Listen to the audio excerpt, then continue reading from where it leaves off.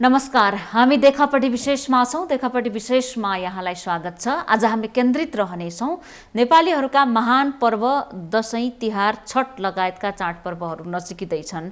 यो नजिकिँदै जाँदा विश्वव्यापी रूपमै फैलिएको कोभिड-19 को संक्रमण नेपालमा पनि दिनानुदिन बढ्दै गएको छ। संक्रमितको संख्या 1 लाख नजिक पुगिरहँदा सक्रिय संक्रमितको संख्या 25,000 नागिसकेको छ। अर्थात् सिम्पटम्स लक्षण देखिएका कोरोनाका बिरामीहरूको संख्या 25,000 नागिसकेको छ। यसअघि स्वास्थ्य मन्त्रालयले 25,000 नागेपछि संक्रमितको संख्या लकडाउन गर्ने भन्ने कुरा पनि चलेको थियो। तर अहिले अस्पतालहरूबाट तथ्याङ्क सङ्कलन भइराखेको छ कि कति मानिसहरू कोभिड-19 पोजिटिभ देखिएपछि अस्पतालमा भर्ना भएका छन् र त्यसको आधारमा स्वास्थ्य मन्त्रालयले अर्को निर्णय गर्नेछ कि अस्पतालका बेडको क्षमता कति छ भन्ने कुरा। अर्को कुरा, स्वास्थ्य मन्त्रालयका प्रवक्ताले स्पष्ट भनिसक्नु भएको छ, बेहोस भएमा वा बेहोस हुन्छु जस्तो लागेमा मात्रै अस्पताल जानुहोला, सास फेर्न गाह्रो भएमा अस्पताल जानुहोला। यसको भन्नुको पछाडिको मुख्य कारण हो अस्पतालका बेडहरू बिस्तारै भरिँदै गएका छन् र अस्पतालको क्षमता कम हुँदै गएको छ। संक्रमितको संख्या बढ्दै जाँदाखेरि अब चाडपर्वहरूले थप संक्रमण निम्त्याउन सक्छ भन्ने छ। हामीले टिका लगाउँदा नजिकैबाट लगाउनु पर्ने हुन्छ। हाम्रो खाना खान आउने जाने भेट्ने चलन छ। त्यसकारणले पनि हाम्रो मुभमेन्टहरू बढ्नेछन् र यसले कोरोना संक्रमण थप बढ्नेछ भनेर आङ्कलन गरिएको छ। यसबाट हामी कसरी सुरक्षित तरिकाले चाडपर्व मनाउन सक्छौँ त? हामी आफू र आफ्ना आफन्तहरूको सुरक्षा आफै कसरी गर्न सक्छौँ, राज्यले के गर्न सक्छ, यो विषयमा विशेषतः केन्द्रित रहेर आज कुराकानी गर्नेछौँ। हामीले हाम्रो स्टुडियोमा निम्ति आएका छौँ जनस्वास्थ्यविद डाक्टर शरद वन्त। यहाँलाई स्वागत छ डाक्टर साहब। धन्यवाद, नमस्ते। अहिले जस्तो 3,000 भन्दा बढी पनि अब 3500 को हाराहारीमा पनि एकै दिनमा देखिन थालिसक्यो। अवस्था अलिकति जटिल बन्दै गएको हो कि भनेर स्वास्थ्य मन्त्रालयका प्रवक्ताज्यूको भनाइले पनि भनेको छ। अहिले यहाँले के पाउनु भएको छ? देशभरको अवस्था हामी कसरी बुझ्न सक्छौँ? अहिले के देखिन्छ भने यो संक्रमणको जुन गति चाहिँ वृद्धि भएको छ, त्यो विस्तार जुन भइरहेको छ, त्यो चाहिँ देशभरि सबै ठाउँमा एक नासको छैन। यो कुरा हामीले बुझ्नु बहुत जरुरी छ, हैन? अहिले जसरी संक्रमण वृद्धि भइरहेको छ, त्यो चाहिँ देशका केही भागहरूमा चाहिँ त्यो असाध्यै केन्द्रित भएको छ र विशेष गरेर जनसङ्ख्याको चाहिँ चाप भएको ठाउँमा र जनताहरूको, नागरिकहरूको चलायमानता बढी भएको ठाउँमा, सम्पर्कहरू बढी भएका ठाउँहरूमा चाहिँ त्यो के अरे विस्तार, संक्रमणको विस्तारको गति बढेको देखिन्छ। जस्तो काठमाडौँ उपत्यकामा, यतातिर 1 नम्बर प्रदेशको चाहिँ सहरहरूमा, विराटनगर जस्तो सहरमा, अथवा चाहिँ भरतपुरमा, चितवन भरतपुरमा, यी ठाउँहरूमा जसरी चाहिँ संक्रमण चाहिँ वृद्धि भएको देखिरहेको छ, त्यसले चाहिँ एक ढङ्गको सङ्केत गरिरहेको छ हामीलाई। त्यो सङ्केत के हो? त्यो सङ्केत भनेकै हाम्रो जुन चलायमानता छ, हामीहरूको जनता, नागरिकहरूको जनताहरूको बिचको जुन सम्पर्कहरू छन्, हैन, जसबाट चाहिँ स्पर्शहरू बढ्ने गरेको छ र जसबाट चाहिँ संक्रमणको जोखिम बढ्ने गरेको छ, ती ठाउँहरूमा हामीले यथेष्ट रूपमा सुरक्षाका प्रावधानहरूलाई चाहिँ अपनाउन सकेनौँ र संक्रमितहरूलाई समयमै पहिचान पनि हामीले गर्न सकेनौँ। त्यसले गर्दाखेरि चाहिँ यो संक्रमण विस्तार हुन सक्छ भन्ने एउटा सङ्केत चाहिँ यसले दिएको छ। अब संक्रमितहरूको पहिचान गर्न सकेनौँ भन्नुको अर्थ चाहिँ हामीले यथेष्ट रूपमा चाहिँ त्यसको परीक्षण गर्न सकेनौँ, टेस्टिङको दायरा बढाउन सकेनौँ र त्यो सङ्ख्याको मात्रै कुरा नभएर कहिलेकाहीँ चाहिँ के हुन्छ भने परीक्षणको समय र अवधिको पनि महत्त्व रहन्छ। एउटा महत्त्वपूर्ण कुरा यहाँले गर्नुभयो, समय र अवधि भन्ने भन्नुभयो। धेरैको नेगेटिभ आउँछ, फेरि दोस्रो पटक जचाउँदा पोजिटिभ आयो, तर एकपटक नेगेटिभ आइसकेपछि कहीँ पनि गएको थिएन, लक्षण देखियो, त्यसपछि जचाउँदा पोजिटिभ आयो भन्छन्। यसको कारण के हो त? होइन, अब यदि हामीले त्यसलाई यसको चाहिँ कुनै प्राविधिक कारण होइन भने कहिलेकाहीँ प्राविधिक कारणले पनि त्यो हुन सक्छ। त्यो कुनै त्यसलाई चाहिँ हामीले एकदमै हुनै नसक्ने कुरा भनेर भन्ने होइन। त्यस्तो प्राविधिक कारणले त्यो हुन सक्छ 100% स्योर नै पनि भनेको छैन पनि, र त्यो र कहिलेकाहीँ चाहिँ त्यस्तो किसिमको चाहिँ प्रयोगशालाहरूमा सानोतिनो चाहिँ प्राविधिक कारण पनि हुन सक्छन्, त्रुटिहरू पनि हुन सक्छन्। त्यसलाई चाहिँ हामीले अपवादको रूपमा लिनुपर्छ।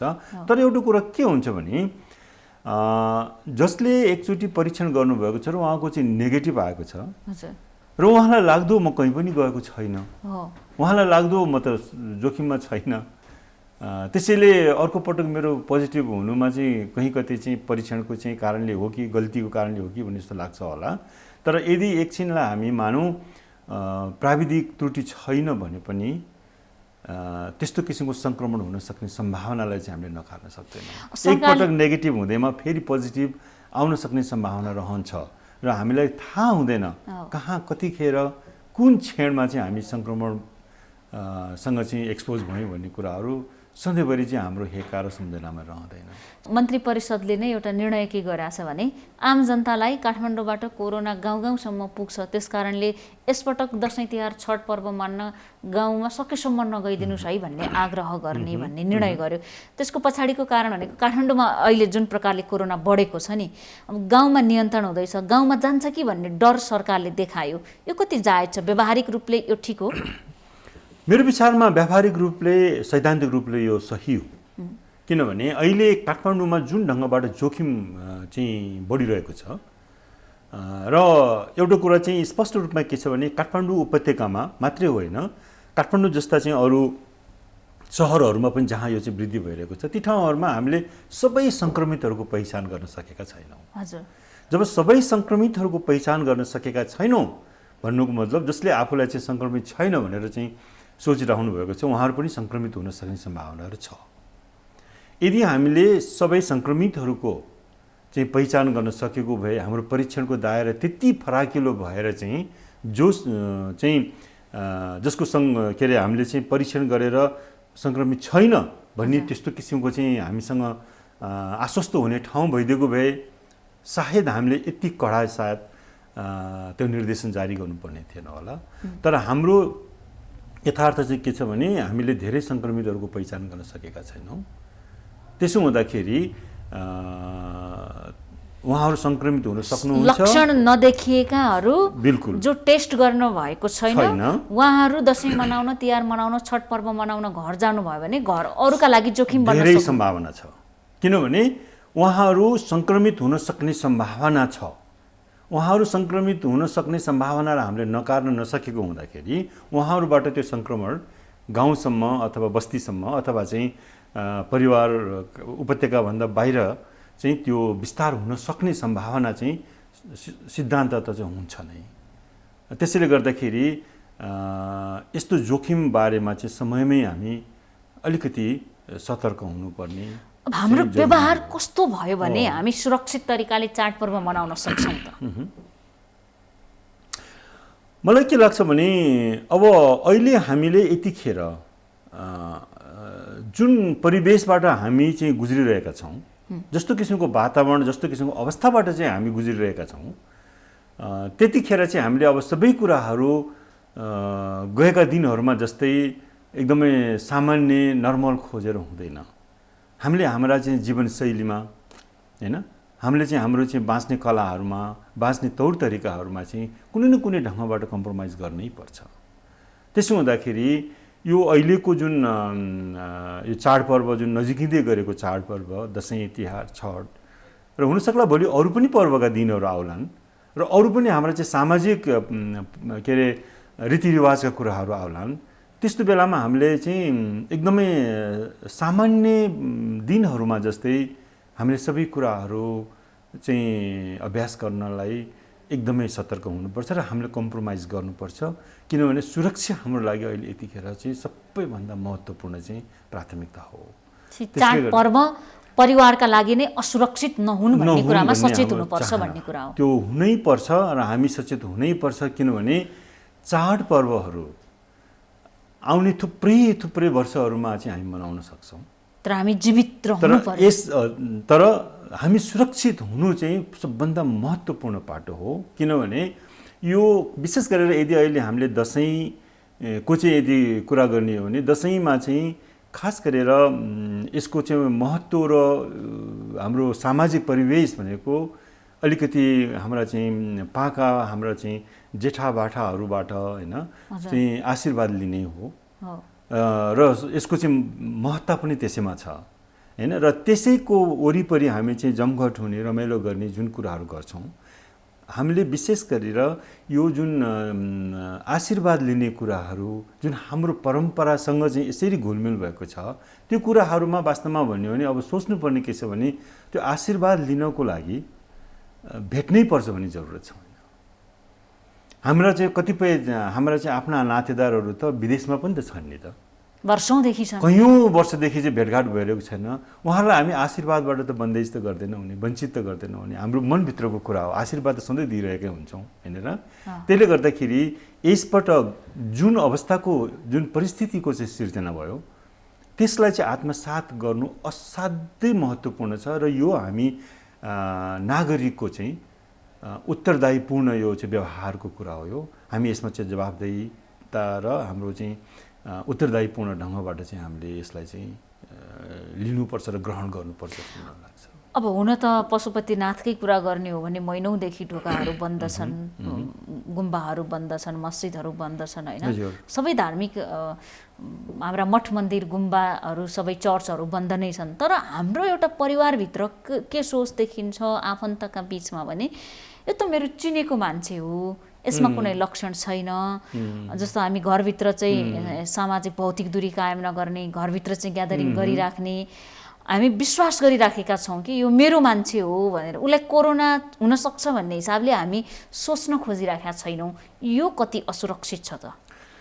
अब यहीँनिर चाहिँ हामीले विचार गर्नुपर्ने कुरा के छ भने जस्तो हामीले धेरै सङ्क्रमितहरूसँग चाहिँ यो कुराकानी गरेका छौँ हैन। हाम्रो चाहिँ अब पेसागत ढङ्गबाट पनि सङ्क्रमितहरूसँग हाम्रो चाहिँ कुराकानीहरू हुन्छ र आम रूपमा सङ्क्रमितहरूलाई यो थाहा हुँदैन कोबाट सङ्क्रमित भयो भनेर हैन। सबैलाई यस्तै लाग्छ कि खै अब चिनजानेकै हो हैन। केही व्यक्तिहरू बिरामीको सम्पर्कमा आएर सङ्क्रमित भएका चाहिँ रेकर्ड गरिएका छन्, योबाट सरेको हुन सक्छ भन्ने अनुमान लगाउन सकिएको छ। तर बहुसङ्ख्यक सङ्क्रमितहरूलाई कसबाट सर्यो भन्ने बारेमा चाहिँ भन्न गाह्रो छ। त्यसै हुँदाखेरि अघि यहाँले जुन भन्नुभयो नि कि आम नागरिकहरूले चाहिँ मेरो आफ्नै नातेदार हो, सधैँ चिनेको हो, आफन्तहरू, उहाँहरूबाट चाहिँ कुनै लक्षण छैन, केही छैन, त्यसकारण उहाँहरूबाट त हामी सुरक्षित छौँ भन्ने जुन किसिमको हाम्रो सोच छ त्यो सोच चाहिँ एकदम भ्रमपूर्ण हो।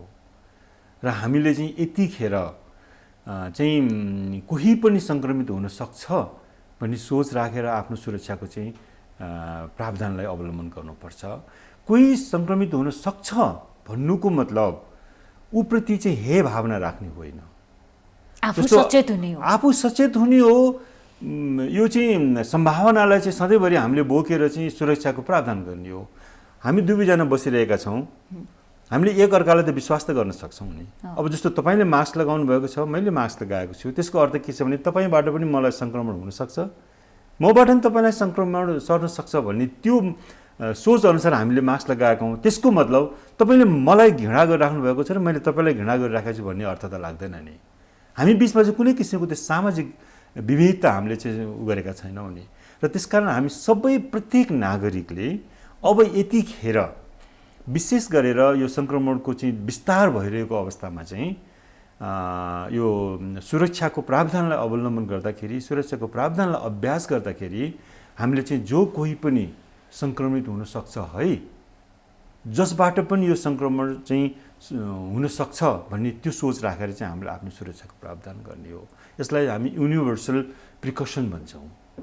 युनिभर्सल प्रिकसन भनेको चाहिँ जहीँ पनि सम्भावना हुन्छ, नत्र भनेदेखि हामीले यो गिलास छुँदाखेरि किन हात धुनु पर्थ्यो र, यसबाट पनि त सङ्क्रमण हुन सक्छ भनेर हात धोइरहेका छौँ, सेनिटाइज गरिरहेका छौँ हैन र।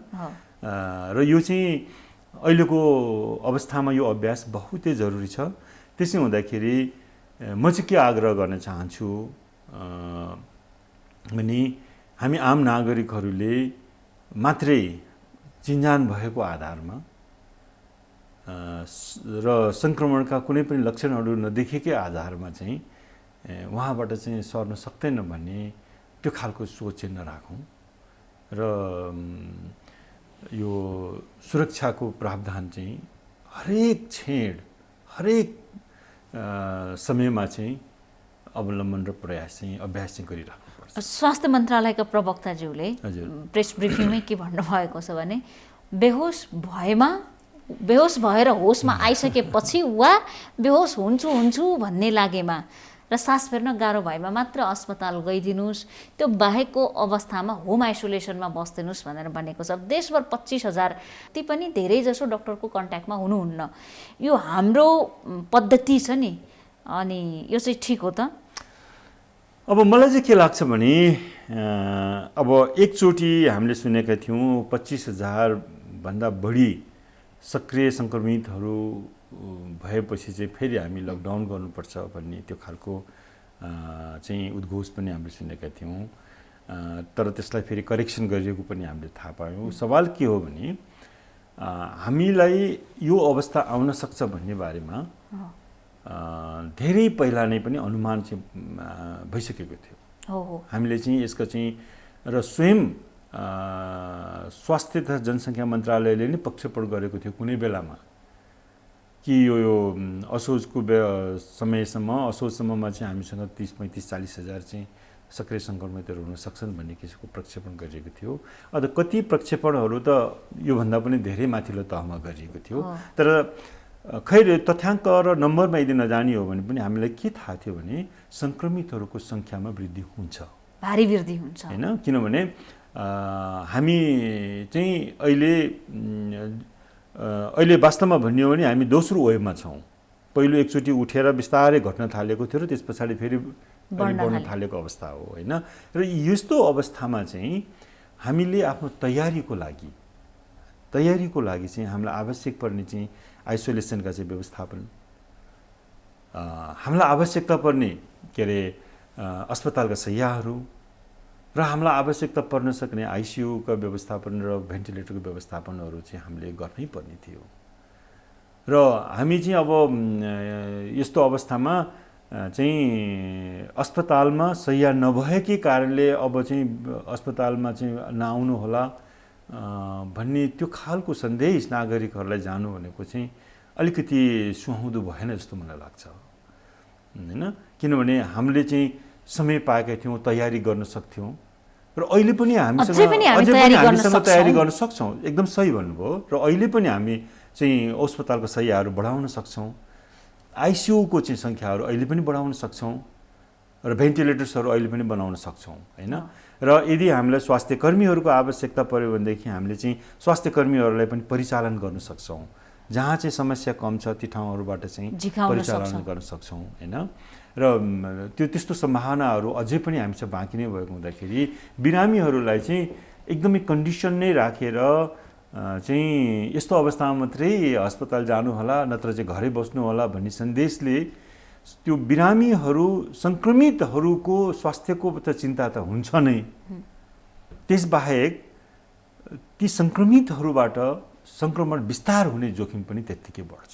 अच्छा, अब यहाँले भन्नुभयो नि, अघि नै भन्नुभयो कि हामी कुरा गरिराखेका छौँ, सङ्क्रमितहरूसँग पनि संवादमा छौँ, भइराखेको छ भने धेरैजसोले के भन्नुहुन्छ त, कसरी निको भइँदैछ होम आइसोलेसनमा होस् वा अस्पतालमा जहाँ बसे पनि हामी पोजिटिभ देखेपछि हामीले अपनाउनु पर्ने कुरा चाहिँ के पाउनु भएको छ यहाँले? होइन, यस्तो छ, जस्तो जो अस्पतालमा बसिरहनु भएको छ त्यहाँ त अस्पतालको आफ्नो व्यवस्थापन छ, डाक्टरको निगरानी छ, होइन, निगरानी छ, त्यहाँ चाहिँ एक ढङ्गको व्यवस्थापन हुन्छ।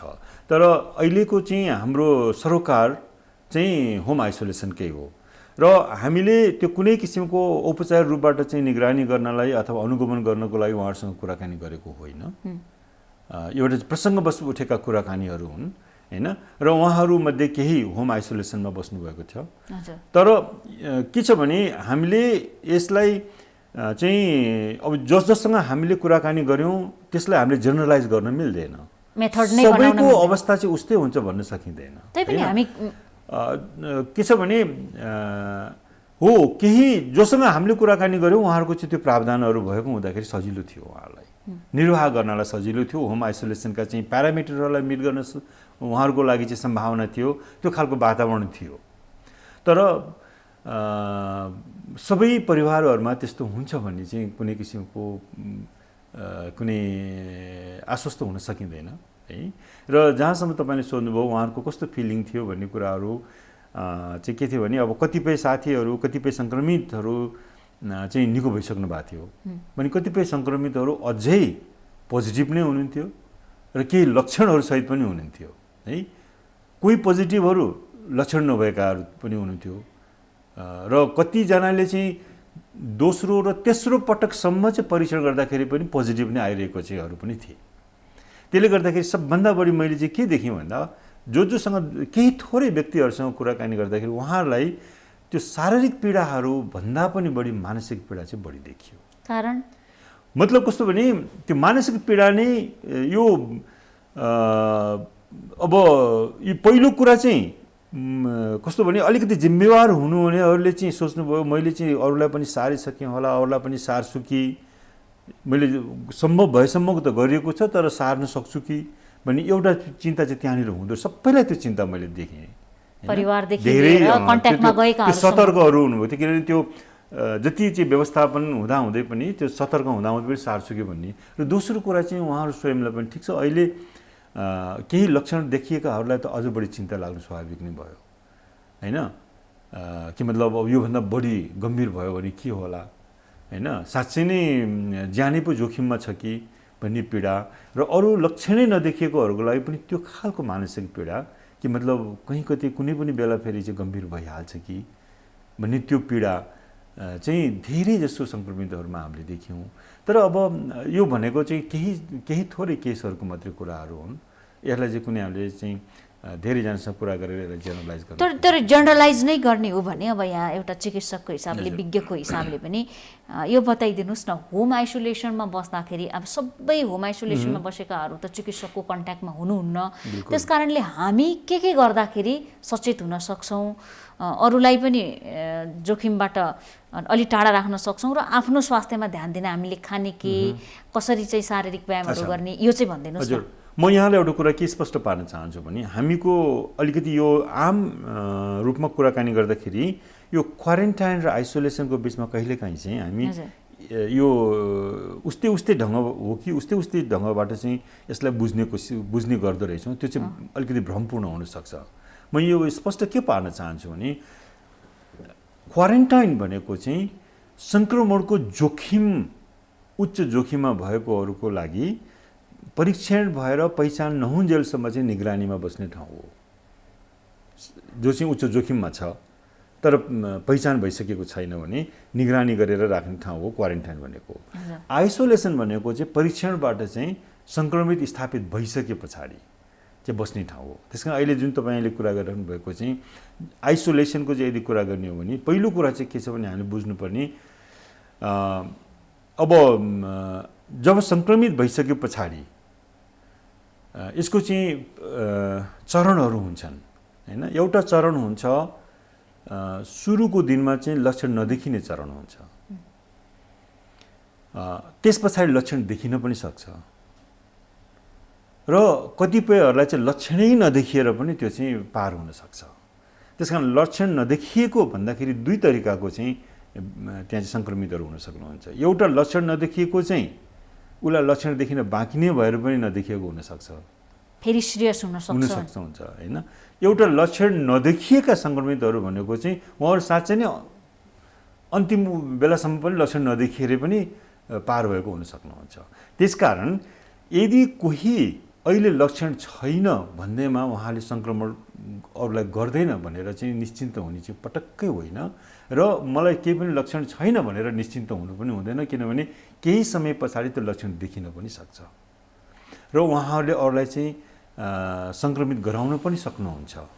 त्यसो हुँदाखेरि हामी सबै होम आइसोलेसनमा बस्नेले सबैभन्दा पहिला ध्यान पुर्याउनु पर्ने भनेको चाहिँ अरूलाई सङ्क्रमण हुनबाट कसरी बचाउने, उहाँहरूबाट सङ्क्रमण विस्तार हुनबाट कसरी रोक्ने होइन। त्यसको लागि अब मापदण्डहरू बनेका छन्, कम्तीमा पनि अब छुट्टै ठाउँमा बस्ने कुराहरू छ, सम्पर्कमा नआउने होइन, सम्भव भएसम्मको चाहिँ के अरे छुट्टा छुट्टै यो शौचालयहरू प्रयोग गर्ने होइन, खानपिनमा चाहिँ सँगै नगर्ने, यी सबै कुराहरू चाहिँ प्रावधानहरू हुन् होइन।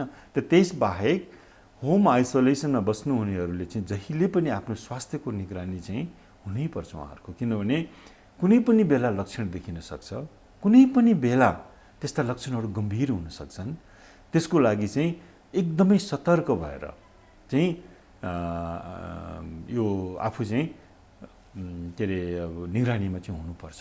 त्यो चाहिँ बहुतै जरुरी छ यो दुईटा कुरा चाहिँ होम आइसोलेसन हुँदाखेरि। तर अब अहिले हामीहरूको सबभन्दा सरोकारको विषय भनेकै अब हाम्रो सबै परिवारहरूमा त्यस्तो वातावरण छैन जहाँ चाहिँ साँच्चै नै सङ्क्रमितहरूबाट चाहिँ अरूलाई सङ्क्रमण विस्तार नहोस् भनेर सेपरेट बस्न सक्ने अवस्था भनौँ होइन जुन आइसोलेसन भनेर हामी भन्छौँ त्यो रियल आइसोलेसन हुने चाहिँ त्यस्तो वातावरण सबै परिवारमा नहुनु पनि सक्छ। यहीँनिर मैले जोड्न के खोजेँ भने धेरै जसो त भाडामा नै बस्नुहुन्छ होइन, रेन्टमा बस्नुहुन्छ।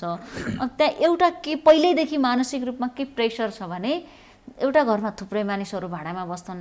अब सबै मानिसहरू कोही अफिस जान्छन्, कोही व्यापार व्यवसायमा जान्छन्, बेलुका घर फर्किन्छन्।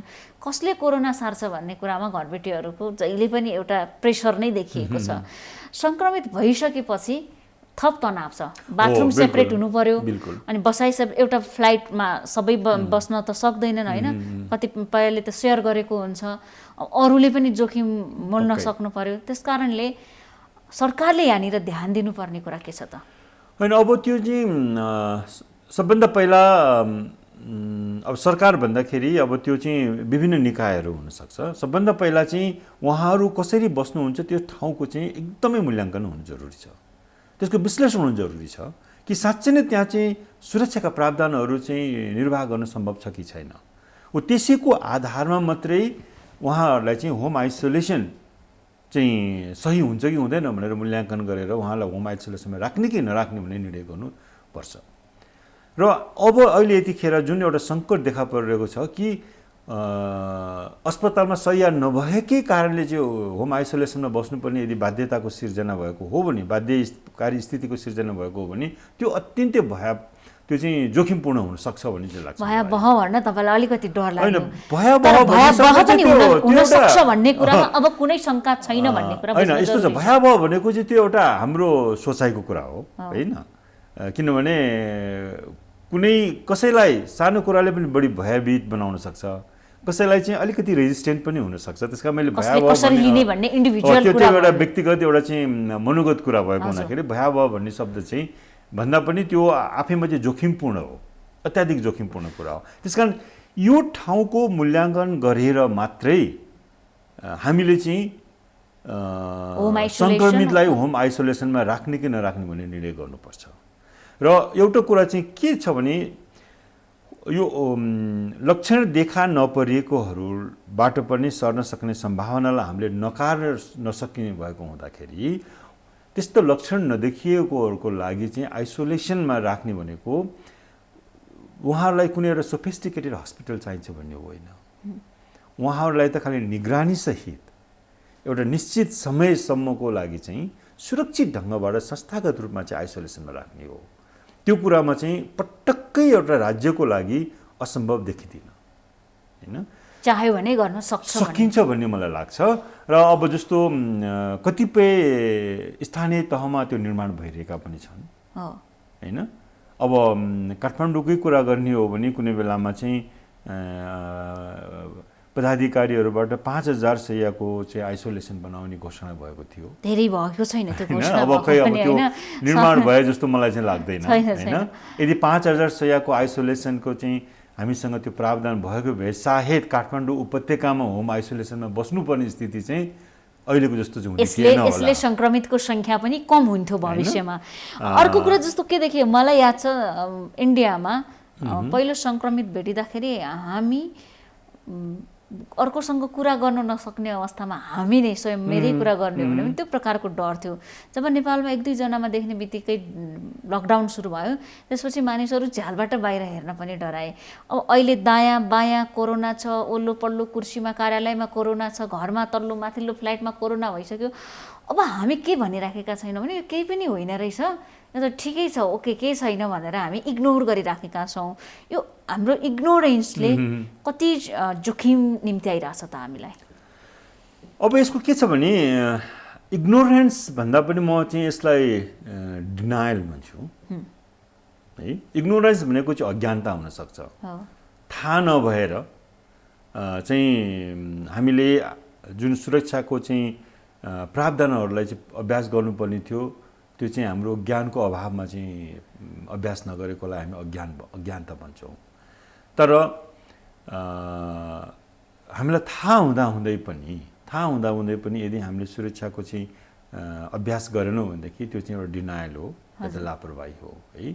अब यो जुन तपाईँले अघि भन्नुभएको स्थितिको चाहिँ म दुईवटा पक्ष यसको हेर्छु। त्यसको एउटा सकारात्मक पक्ष पनि छ।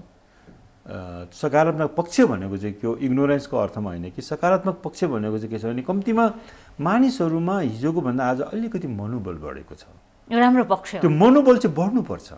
हामी त्यो आतङ्कित र भयभीत हुनु हुँदैन, किनभने आतङ्कित र भयभीत हुँदैमा यसबाट सुरक्षित हुन सक्दैनौँ। तर प्रिकसनको कुरामा पनि सवाल के छ हो, त्यसकारण यसको एउटा सकारात्मक पाटो भनेको चाहिँ कम्तीमा अलिकति मानिसहरूको हिजोको तुलनामा आज अलिकति मनोबल बढेको छ होइन।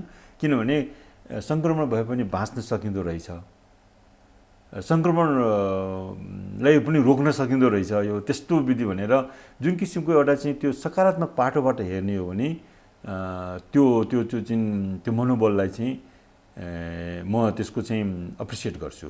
तर त्यो सँगसँगै यदि हाम्रो त्यो खालको मनोबल चाहिँ डिनायलमा रूपान्तरण भइदियो भने भन्नाले यो त केही पनि होइन रहेछ भन्ने त्यो दिशामा चाहिँ त्यो मनोबल चाहिँ मोडियो भनेदेखि त्यो फेरि एकदम जोखिमपूर्ण हुन्छ, एकदमै जोखिमपूर्ण हुन्छ। र हामीले त्यो चाहिँ कहीँ कतै अनुभूत पनि गरेका छौँ कि हामीभित्र अलिकति एउटा पाटो लापरवाही र डिनायल र विशेष गरेर जसलाई चाहिँ जोसँग सूचनाको पहुँच छ, जसले यसको बारेमा धेरै कुराहरू थाहा भएर पनि एउटा चाहिँ लापरवाही गर्ने र डिनायल गर्ने एउटा चाहिँ पाटो त्यो छ भने हो। कतिपय नागरिकहरूलाई चाहिँ सूचनाको पहुँचै नभएर पनि यथार्थ थाहा नभएर पनि त्यो भएको हुनसक्छ। तर अहिलेको अवस्थामा हामीले 6 महिनादेखि जसरी सूचना प्रवाह गरिरहेका छौँ, विशेष गरेर जहाँ चाहिँ सूचनाको पहुँचमा धेरै अवरोधहरू छैनन् ती ठाउँहरूमा चाहिँ आम नागरिकहरूको लागि चाहिँ कम्तीमा मास्क लगाउनु पर्छ भन्ने बारेमा, के अरे दूरीलाई चाहिँ निर्वाह गर्नुपर्छ भन्ने बारेमा र हातको सफाइ गर्नुपर्छ भन्ने बारेमा चाहिँ सूचनाहरू एक हदसम्म चाहिँ प्रभाव भइसकेको छ जस्तो लाग्छ मलाई। तर त्यति हुँदाहुँदै पनि हामी धेरै जिम्मेवारपूर्ण ढङ्गबाट चाहिँ अभ्यास चाहिँ गरिरहेका छौँ। नागरिकको लापरवाही पनि उत्तिकै छ भन्दा हुन्छ, उत्तिकै छ भन्दा पनि हुन्छ होइन, त्यो पक्कै छ। र अबको चुनौती भनेकै हामीले जस्तो अघि भन्यौँ कि सरकारले चाहिँ अस्पतालको शय्याको व्यवस्थापन गर्न नसकेकै कारणले अब चाहिँ होम आइसोलेसनमा बस्नुपर्ने बाध्यकारी स्थितिको चाहिँ जुन उद्घोष गरेको छ त्यसको जसरी हामीले आलोचना गऱ्यौँ त्यो सायद त्यो चाहिँ औचित्यपूर्ण छैन होला भनेर हामीले मूल्याङ्कन गऱ्यौँ। त्यस्तै आम नागरिकहरूले पनि आफ्नो चाहिँ व्यवहारलाई चाहिँ सुरक्षाको चाहिँ प्रावधानहरूलाई चाहिँ जसरी चाहिँ एउटा अवलम्बन गरिरहेका छैनन् र एकदमै गैर जिम्मेवारीपूर्ण ढङ्गबाट चाहिँ अभ्यास गरिरहेका छन्, त्यो पनि त्यत्तिकै आलोचित हुनुपर्छ। र त्यसबारेमा पनि हामी सरकारसँग अधिकारको लागि आलोचना गर्नु पूर्व जिम्मेवार हुन जरुरी छ भन्ने कुरालाई मनन गर्नु पर्यो र एकदमै आत्मसात गर्नु पर्यो। र त्यसलाई चाहिँ खालि कस्तो भने यो दोषको मानसिकताबाट मात्रै चाहिँ ग्रस्त हुनु भएन, आफ्नो जिम्मेवारीपूर्ण व्यवहारमा पनि त्यत्तिकै चाहिँ उत्तरदायी हुनु पर्यो नागरिकहरूले, व्यक्तिगत रूपबाट पनि र सामूहिक रूपबाट पनि होइन। र अहिले यतिखेर म एउटा कुरा चाहिँ सायद प्रसङ्ग उठिहालेको हुनाले म के कुरा चाहिँ उल्लेख गर्न चाहन्छु भने नागरिकहरूको दायित्वको एउटा चाहिँ रेन्ज हुन्छ र कम्तीमा पनि केही यस्ता चिजहरू छन् जहाँ चाहिँ नागरिकहरू उत्तरदायीपूर्ण हुनैपर्छ। पहिलो कुरा हो आफू सुरक्षित हुने, त्यसको बारेमा त हामीले कुराहरू गऱ्यौँ। तर त्यतिले मात्र पुग्दैन, नागरिकको उत्तरदायित्व चाहिँ अरूको सुरक्षाको पनि ख्याल गर्ने हो, अरूको सुरक्षा बारेमा पनि उत्तरदायी हुनुपर्छ। किनभने मेरो लापरवाहीको कारणले गर्दाखेरि म त जोखिममा हुन्छु, तर मेरो लापरवाहीको कारणले गर्दाखेरि अरूलाई पनि म जोखिममा पार्छु भने त्यो चाहिँ असाध्य गैर जिम्मेवारीपूर्ण व्यवहार हो। त्यसैले हरेक नागरिकले आफ्नो सुरक्षाको पनि दायित्व बोध गर्ने र अरूको चाहिँ सुरक्षाको पनि दायित्वको चाहिँ बोध गर्नु बहुत जरुरी हुन्छ। र तेस्रो पाटो म यहाँ के उल्लेख गर्न चाहन्छु भने हरेक नागरिकहरूले खालि सुरक्षाको कुराहरू सँगसँगै केही भइहाल्यो भने के गर्ने भन्ने बारेमा पनि त्यत्तिकै उत्तरदायीपूर्ण ढङ्गबाट चाहिँ सोच बनाउनुपर्छ र त्यसमा पनि आफू मात्रै होइन अरूलाई पनि कसरी सहयोग गर्ने होइन कि सेवाको पहुँचमा कसरी पुग्ने र कसरी अरूलाई पुग्नलाई चाहिँ मद्दत गर्ने त्यो पनि हाम्रो नागरिकको चाहिँ दायित्वको कुरा हो। र चौथो पाटो असाध्यै महत्त्वपूर्ण पाटो चाहिँ के छ भने अहिले हामीले देखिरहेका छौँ, भोगिरहेका छौँ, सुनि पनि रहेका छौँ कि हाम्रो समाजमा सङ्क्रमितहरूको मात्रै होइन, सङ्क्रमणको जोखिममा भएकाहरूको विरुद्ध पनि अहिले सामाजिक भेदभावहरू चाहिँ देखिएको छ होइन। र यो असाध्य गैर जिम्मेवारीपूर्ण चाहिँ हाम्रो व्यवहार हो हामी नागरिकहरूको। हामी मेरो नजिक सकेसम्म मानिसहरू आउन चाहन्नन्। हजुर, तपाईँ डाक्टर हुनुहुन्छ, सकेसम्म तपाईँको नजिक आउन चाहँदैन। अब यहाँनिर मैले प्रसङ्ग के जोड्न खोजेँ भने 25,000 सक्रिय सङ्क्रमित भयो भने लकडाउन गर्ने भन्ने कुरा पनि चल्यो स्वास्थ्य मन्त्रालयमा। फेरि उसले भन्यो अस्पतालको अवस्था हेरेर अर्को निर्णय लिनेछ, तर क्षेत्रगत हिसाबले लगाइनेछ पनि भन्यो। यहाँले भनिहाल्नुभयो लकडाउन नगर्नुहोस् भन्ने पक्षमा पनि हामी छौँ। लकडाउन नै उपाय होइन भनेर पनि धेरैले भनिसकेको अवस्थामा लकडाउनलाई कसरी लिने त हामीले? म चाहिँ यो बारेमा के भन्न चाहन्छु भने जुन कुराहरू पहिला पनि हामीले चाहिँ व्यक्त गरिरहेको कुरा हो, लकडाउन एउटा विशेष परिस्थितिमा चाहिँ एउटा चाहिँ सङ्क्रमणलाई चाहिँ रोक्ने एउटा प्रावधान हो। यदि हामीसँग यसका अरू केही विकल्पहरू छैनन्, हाम्रा तयारी छैनन्, हामीले चाहिँ त्यस्तो केही गर्न भ्याएका छैनौँ होइन, यदि सुरुको दिनको चाहिँ कुरा परिकल्पना गर्ने हो भने सुरुमा हामीले लकडाउन लगाउँदाखेरि चाहिँ हामीसँग प्रयोगशाला थिएन होइन र हामीसँग के अरे अस्पतालका शय्याहरू कहाँ राख्ने के राख्ने हामीसँग केही थिएन, हामीसँग निर्देशिकाहरू तयार भएका थिएनन्, हामीले चाहिँ तयार गर्न सकेका थिएनौँ होइन। र साँच्चै भन्यो भने बजारमा मास्क पनि पाइँदैन थियो भने जति, सेनिटाइजर किन्न पाइँदैन थियो होइन। हो यस्तो अवस्थामा जहाँ चाहिँ हामी यसको लागि चाहिँ केही तयारी छैन, लकडाउन हाम्रो लागि चाहिँ एउटा उपाय हो। तर त्यति नै खेर पनि मात्रै लकडाउनको भरमा सङ्क्रमण चाहिँ रोक्न सकिँदैन र लकडाउन एउटा प्रावधान हो होइन। तर सधैँभरि लकडाउनलाई मात्रै निरन्तरता दिने भन्ने कुराहरू आउँदैन र आज पनि त्यही कुरा लागू हुन्छ।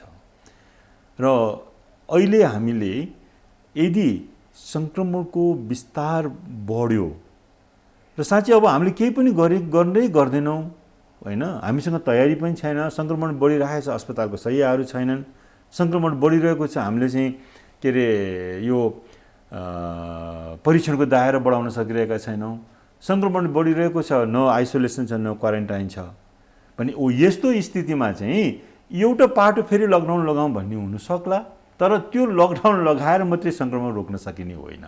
त्यसैले अहिलेको चुनौती भनेको हामीले लकडाउनबाट जुन किसिमको हामीले त्यसको चाहिँ प्रभावहरू, त्यसका चाहिँ आर्थिक प्रभाव, त्यसका चाहिँ अरू प्रभावहरू जुन हामीले भोग्यौँ र यसबाट सिक्नुपर्ने कुरा चाहिँ हामीले के छ भने पहिलो कुरो लकडाउन मात्रै यसको समाधान होइन र दोस्रो कुरो चाहिँ लकडाउनको पनि विकल्पहरू हामीले खोज्न सक्नुपर्छ। र आज यतिखेर हामीसँग लकडाउनका विकल्पहरू छन् र लकडाउन खोल्नु भनेको मतलब अब हामी चाहिँ सङ्क्रमण मुक्त, जोखिम मुक्त भयौँ, अब हामीले चाहिँ जे गरे पनि हुन्छ भन्ने त्यस्ता मानसिकताले चाहिँ लकडाउनलाई खोल्ने होइन। त्यसरी चाहिँ हामी सामान्यकरणमा फर्किने बेला छैन, त्यो पटक्कै छैन होइन। त्यसैले लकडाउन नलगाउनु भनेको मतलब हामी जोखिम मुक्त भयौँ भन्ने अर्थमा होइन, हामी अझै जोखिममा छौँ, सङ्क्रमणका जोखिमहरू अझै छन् र अझ हिजोको भन्दा पनि अझ बढी छन्, तर हामीसँग हिजोको भन्दा बढी सशक्त विकल्पहरू छन् भने ती विकल्पहरूलाई चाहिँ प्रभावकारी ढङ्गबाट चाहिँ कार्यान्वयन र अभ्यास गर्दै लकडाउनलाई चाहिँ हामीले सकेसम्म कम गर्दै लैजाने कुरा हो। मास्क र सेनिटाइजरको कुरा पनि गरे, हात धुने पनि, 3टा कुरा भनेको छ, हात धुनुहोस्, सेनिटाइजर प्रयोग गर्नुहोस्, मास्क लगाउनुहोस् भनेर भनेको छ। मास्क पनि हाम्रो सही तरिकाले सदुपयोग हुन सकेको छैन।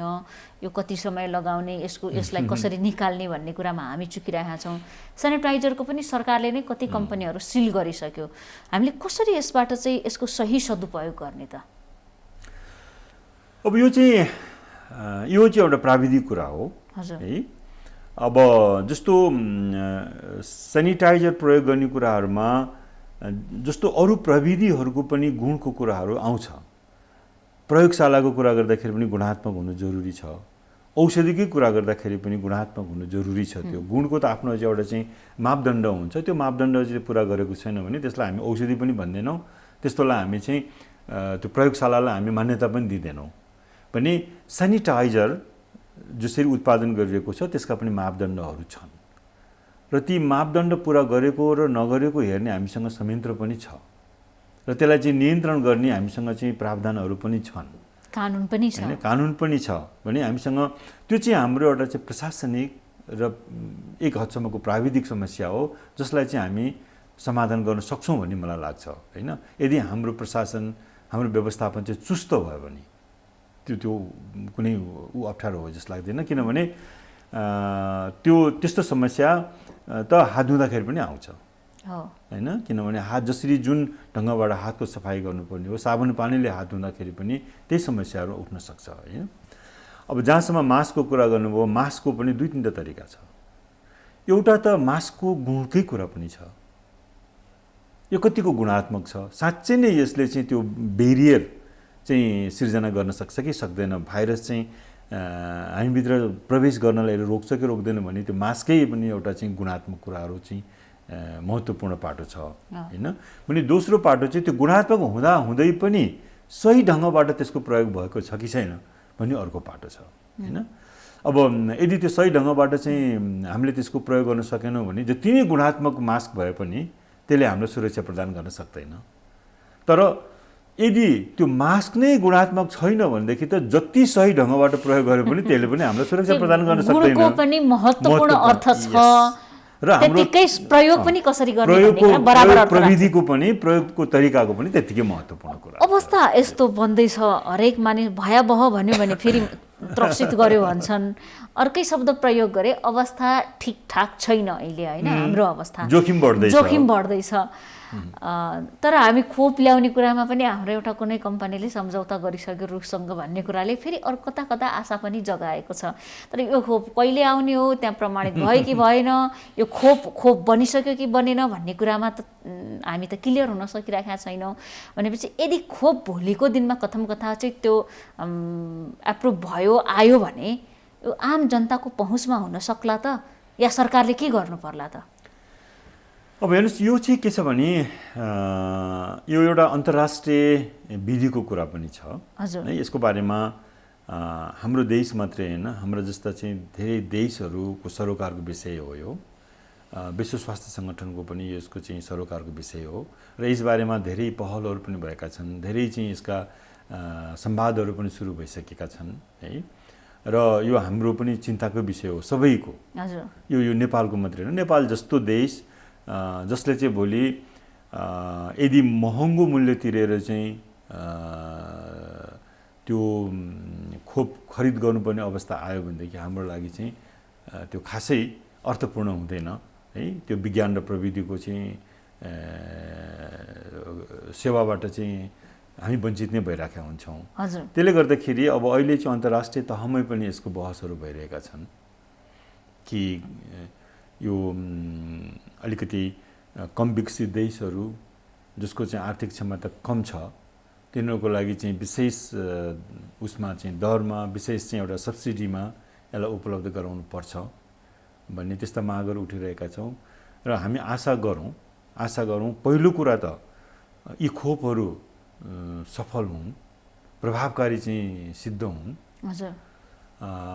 अनि दोस्रो कुरा चाहिँ एकदमै के अरे समानता र सामाजिक न्यायमा आधारित भएर विश्वभरिका कुनै पनि नागरिकहरू आर्थिक स्थितिकै कारणले चाहिँ यस्तो खोपको चाहिँ पहुँचबाट चाहिँ वञ्चित हुन नपरोस् भन्ने चाहिँ हामीले चाहिँ निरन्तर प्रयास गर्नुपर्छ र त्यो हामी चाहना पनि हाम्रो सबैको त्यही हो र मलाई लाग्छ यो त्यति सहज हुँदैन यो यसको लागि चाहिँ प्रशस्त आवाजहरू उठाउनुपर्छ र त्यो अहिलेदेखि त्यसको यो सोचे जस्तो सजिलै पाउनेवाला छैनौँ भनेर पनि हामीले तयारी अवस्थामा बस्नुपर्छ र त्यसको पैरवी भनौँ त्यसको एडभोकेसी आजदेखि सुरु हुनुपर्छ र त्यो सुरु भइ पनि सकेको छ सरकारी सुरु भइ पनि सकेको छ हामी आशावादी छौँ कि यदि वास्तवमा त्यस्तो चाहिँ प्रभावकारी खोपहरू बनेको खण्डमा चाहिँ हाम्रो जस्तो देशहरूले केही सहुलियतपूर्ण ढङ्गबाट चाहिँ त्यसलाई प्रयोग गर्न सक्छ भन्ने बारेमा हामी आशावादी हौँ तर त्यसो भन्दैमा हामी चाहिँ अहिले चुप लाएर बसेर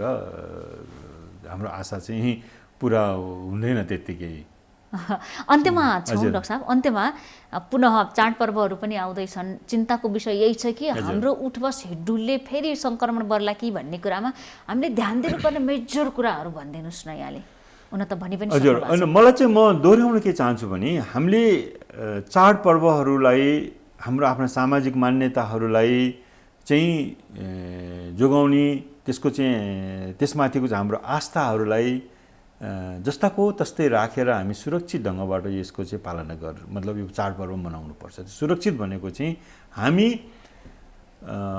गएका वर्षहरूमा जस्तो एकदमै त्यो वास्तवमै एउटाले अर्कोलाई भेटेरै टिका लगाइदिनुपर्छ भन्ने छैन हैन हाम्रा चाहिँ आशीर्वादहरू हाम्रा शुभकामनाहरू चाहिँ अहिलेको यो प्रविधिको जमानामा हामी चाहिँ नभेटेर पनि त्यसलाई आदान प्रदान गर्न सक्छौँ र म यति मात्रै भन्न चाहन्छु कि हाम्रा कतिपय हाम्रा आफन्त नातेदारहरू अहिले पनि विदेशमा छन् जसरी उहाँहरूसँग हामीले व्यवहार गरिरहेका छौँ यही भएकोहरूसँग पनि सकेसम्म सम्पर्कमा नआउँ र जो परिवारमै बसिरहेका छौँ त्यो परिवारमै बसेकाहरूमा मात्रै यो सीमित राखौँ त्यसले मात्रै हामीलाई सुरक्षित बनाउन सक्छ र यदि त्यो साँच्चै नै चाडपर्वको नाममा हाम्रा सामाजिक मर्यादाको नाममा यदि चाहिँ हामीले गत वर्षहरूमा जस्तै फेरि पनि त्यो भौतिक रूपमा नै भेटघाट गरेर टिकाटालो गर्ने आशीर्वाद लिने ढोकभेट गर्ने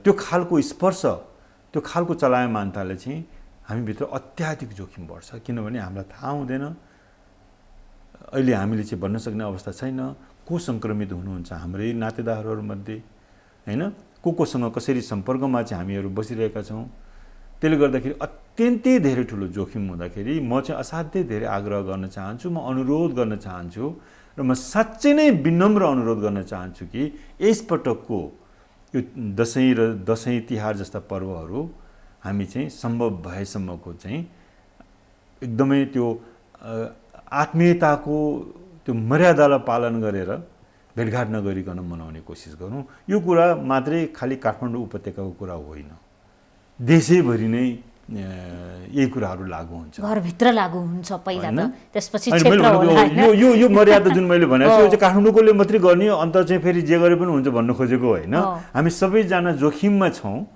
त्यसै हुँदाखेरि हामी चाहे काठमाडौँ उपत्यकामा हौँ चाहे बाहिर जुनसुकै ठाउँमा पनि हौँ यसपालिको दसैँ यसपालिको तिहारहरू चाहिँ त्यो चाहिँ वास्तवमा आत्मीयताको साथ मात्रै मनाउने कोसिस गरौँ भौतिकताको साथभन्दा पनि मलाई लाग्छ त्यो चाहिँ सायद सुरक्षाको एउटै मात्रै विधि त्यही नै हो म चाहिँ अहिले यतिखेर के कुरा नेपाल सरकारसँग आग्रह गर्न चाहन्छु भने अहिले विशेष गरेर जुन जुन ठाउँहरूमा सङ्क्रमणको गति तीव्र रूपमा चाहिँ बढिरहेको छ सङ्क्रमण बढिरहेको छ ती त्यस्ता केही ठाउँहरू पहिचान पनि भएका छन् ती ठाउँहरूमा हामीले असाध्यै नै गम्भीर भएर परीक्षणको दायरा बढाउनै पर्छ र सङ्क्रमितहरूको समयमै पहिचान गरेर उहाँहरूलाई चाहिँ आइसोलेसनमा राख्नै पर्छ है एउटा पाटो त्यो र दोस्रो पाटो जो होम आइसोलेसनमा बस्नुहुन्छ उहाँहरूको चाहिँ साँच्चै नै एकदम गम्भीर ढङ्गबाट उहाँहरूको चाहिँ अनुगमन र निगरानी हुनु बहुत जरुरी छ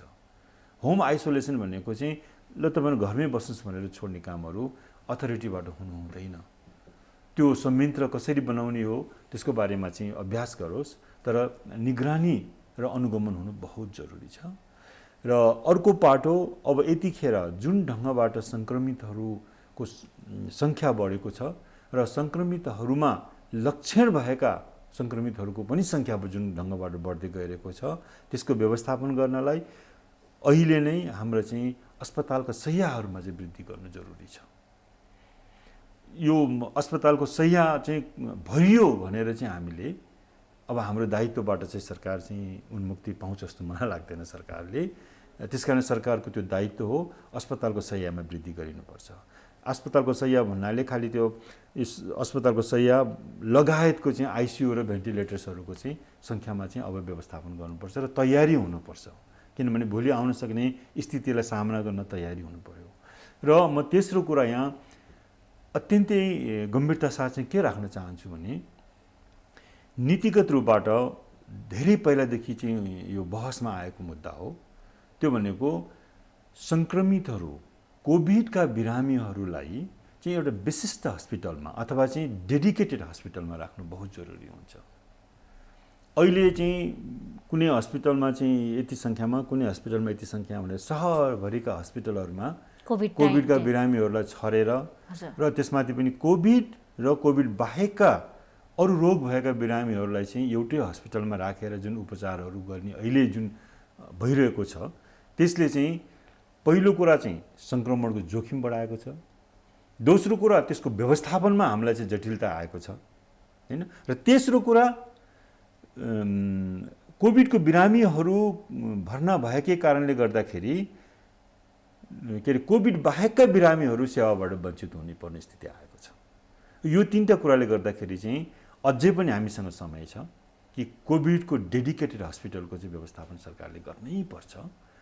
हो केही हस्पिटलहरूमा ठिक छ त्यहाँ चाहिँ स्टाफहरू सङ्क्रमित भयो भने राख्नको लागि उसले आफ्नो ढङ्गबाट व्यवस्थापन गरोस्, अथवा त्यो हस्पिटलमा परीक्षण गर्दाखेरि कोही पोजिटिभ भइहाल्यो भनेदेखि अन्त रेफर गर्नुको सट्टा चाहिँ त्यहीँ राख्ने चाहिँ केही बेडहरूको व्यवस्थापन गरोस्। त्यो भनेको छुट्टै पाटो हो। तर हरेक हस्पिटलमा यति प्रतिशत चाहिँ कोभिडको बिरामी राख्ने भनेर जसरी चाहिँ हामीले एउटा कोठाहरू बनाइदिउँ, त्यसले गर्दाखेरि कोभिड र कोभिड बाहेकका बिरामीहरूलाई एउटै हस्पिटलमा राख्नुपर्ने जुन किसिमको स्थिति आयो त्यसले चाहिँ हाम्रो थुप्रै चाहिँ नकारात्मक प्रभावहरू परेको हुनाले म चाहिँ एकदमै यो आग्रह गर्न चाहन्छु नेपाल सरकारसँग कि हाम्रो कोभिड डेडिकेटेड हस्पिटलको व्यवस्थापन गरोस् चाँडोभन्दा चाँडो। यो महत्त्वपूर्ण समय र संवादका लागि धेरै धेरै धन्यवाद डाक्टर। हस् धन्यवाद। हामी देखापट्टि विशेषमा थियौँ। कोभिड-19 अर्थात् कोरोना पोजिटिभहरूको सङ्ख्या बढिरहेको यो अवस्थामा हामी घरभित्र कसरी सुरक्षित बस्न सक्छौँ, घर बाहिर जाँदाखेरि सुरक्षित हुने उपायहरू के हुन्, राज्यको ध्यान कुन कुरामा हुनु पर्यो र नागरिकले जिम्मेवारी कसरी वहन गर्नुपर्छ, लापरवाही किन गर्नु हुँदैन, लापरवाही भएको खण्डमा हाम्रो आफन्तहरू हाम्रा नजिकका मानिसहरू जोखिममा कसरी पर्न सक्छन्, साथै नेपालीहरूका महत्त्वपूर्ण महान चाडपर्व दशैं तिहार छठ लगायतका पर्वहरू नजिकै गरेको यो अवस्थामा हाम्रो यसपालि चाडपर्व मनाउने शैली तौर तरिकामा परिवर्तन हुन जरुरी छ कि छैन, यसले जोखिम निम्त्याउन सक्छ कि सक्दैन भन्ने विषयमा पनि केन्द्रित रहेर जनस्वास्थ्यविद डाक्टर शरद वन्तसँग कुराकानी गरिरहेका थियौँ। देखापट्टि विशेषबाट आज सबै बिदा चाहन्छौँ। भोलि नयाँ पात्रका साथ उपस्थित हुनेछौँ।